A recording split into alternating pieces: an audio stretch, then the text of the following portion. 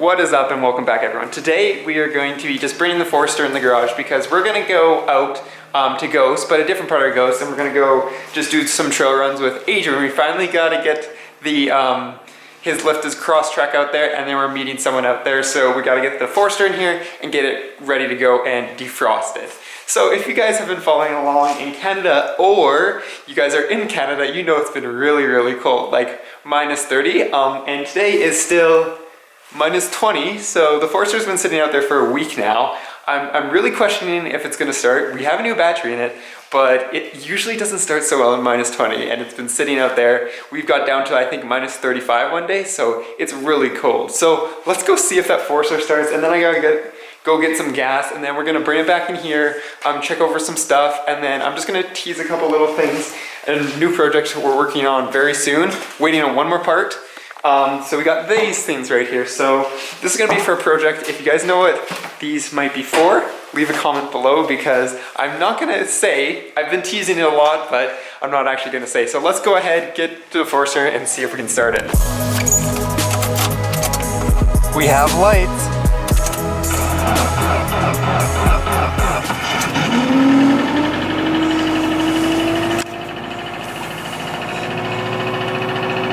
That doesn't sound very good.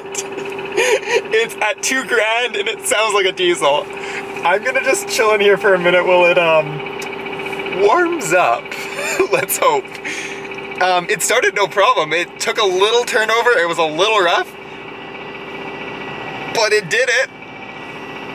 Oh, it's whining so bad and it sounds like a diesel. Here, I'll be quiet for a second. Yeah. So that's what happens when you have a Subaru Forester with almost 400,000 kilometers on it. Yeah, I think I'll be changing the oil really soon. Oh, another thing is I went to Subaru and I finally got the transmission fluid. So this transmission's never actually been changed. It's got the original factory filter on it. So we're gonna put a new filter on it, drain the fluid, and put new fluid in it. And hopefully that'll help a little bit with the shifting. I know the park band's absolutely toast. Like when you park it, you can roll it back and forth pretty good. But actually, I'm surprised. It doesn't sound like it's knocking or like making the really annoying diesel sound. It's just revving really high because it's so cold. I'm actually impressed. Anyways, we'll let this warm up and then we'll go get some gas.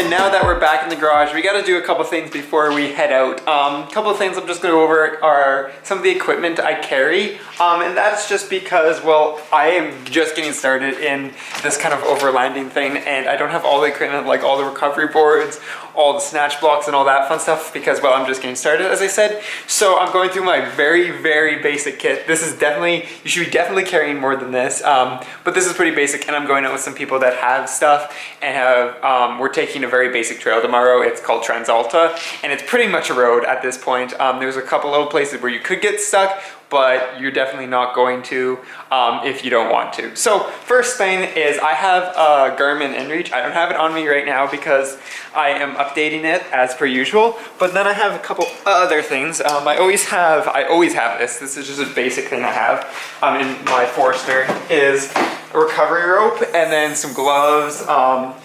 I forgot it's so dark in there you can't see what's going on. So I always carry a shovel, just a basic shovel. It's actually my avalanche shovel for sledding, and then carry this very basic recovery bag and first aid bag. So it's got a bunch of stuff. It's got a recovery rope that is way too big for this car, so I know I should really get a smaller one, but I've pulled out trucks with it in snowbanks before. And then we've got some stuff like jumper leads and all that fun stuff, just some really basic stuff. A little basic first aid kit, gloves, antifreeze for the fuel tank, and then antifreeze for the doors in case your locks freeze up, because it gets real cold here in Canada. Then I also got my stuff for my rooftop tent. That's pretty basic, that's not anything new. And then I also carry, especially when I'm on trails, just to survive outdoors longer. So it's got a bivvy, so like one of those really reflective blankets, fire starter kit, some duct tape, and little stuff here, a little fishing kit and so forth. In case you really get into a bind, you got that. I'm also bringing, as I mentioned before in one of my other camping videos, this black diamond headlamp in case we are out there until dark or something, or if you need to see under your car. Great headlamp, I absolutely love this thing, especially for the price. And then because we are in Canada, we have bears and we also have cougars, which are always fun, and where we go, they're always around, so always got my bear spray. I've mentioned this before when I'm traveling or when I'm camping, that my bear spray is always on me because you never know what you're gonna run into out there, and you never know if it's gonna like you or not. And then besides having my inReach, which is both my outbound and inbound communications, SOS device, and just a navigation device, I also carry with me, I got a couple of these because Spencer recommended them, he runs them all the time. Everyone seems to run them in Alberta, is these Bofang two-way radios. I actually have one in my car. I'm looking at ways I want to install. Right now I actually just use the little back clip, and I actually just toss it in right on the side of the center console and then run a radio. This thing's actually used for sledding. We use this all the time sledding, so I can run my radio on my shoulder. But it also works really well in the car. So yeah, also got some way of communicating with the people you're driving with, because that is definitely essential. And then well beyond some warm clothes, I have hiking boots that I wear when I'm driving and some little things here, and then that's all I really bring. Oh, spare fluids, just a coolant and stuff in case you run into a problem. But that's really all I bring for those kind of off-road ventures that are going to be 3 or 4 hours, if that. But I probably should mention this to you guys at the start. You can probably see that the side of my car is looking a little beat up. So remember when we sanded the one little chip spot, I think it was right there? Well, I did all of them. I did every single one on the car besides the 15 million on the hood, so we actually just did the really big ones. I went ahead and sanded those, or did the same process on about 100, maybe 100. So it took a long time, but they're all patched up now, and we're getting really close to being able to do a polish, which is gonna make this way easier to clean and just make it look way better, because right now, I don't know, it's kind of hard for you guys to see. I can see it really well, but it's hard for you guys. There's just a lot of little sanding marks, which makes it look meh. And with that being said, I seem to have gained a little bit more of an off-road overland audio, which is awesome. I really love it. So if you guys have anything that I should really be carrying, let me know in the comment section below, because as I said, I'm just getting started with this, so I could be totally missing something. But I think we're gonna try one more thing. I did get this box up here. I wanted to try, this is a box that, as I was teasing at the start of the video, it's gonna be used for something. You're gonna have to guess what it is till probably 2 more videos. I think 2 videos will show what it is or what we're doing with it, but look at that, guys. It fits in there perfectly. You couldn't fit that in any more perfectly. So yeah, I picked it. You can actually probably run.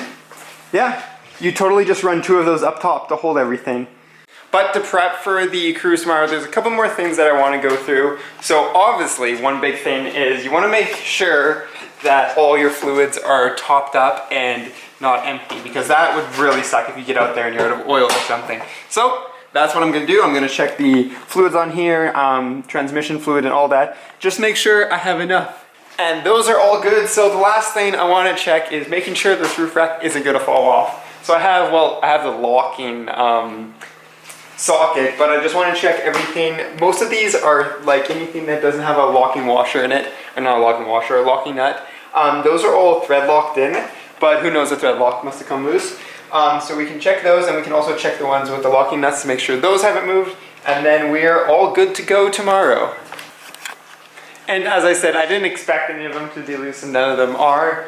The only one that was kind of loose was this guy right here, and I'm pretty sure when I spinned it, I just took the paint off. So you guys already know the story about that enamel paint, but we're gonna leave that at that, because that is pretty much all I just do when I'm just going out for like a couple-hour cruise on the day. But if you guys have any other recommendations, for sure let me know. But that's gonna be it for today. glad we got the Forester started in this really cold weather. I'm happy that we're gonna get it out even though it's gonna be a little bit cold. So I would definitely look out for that video, and then I would also look out for the video where we're building something in a box. But that's gonna be it for today. So as always, peace out and stay humble.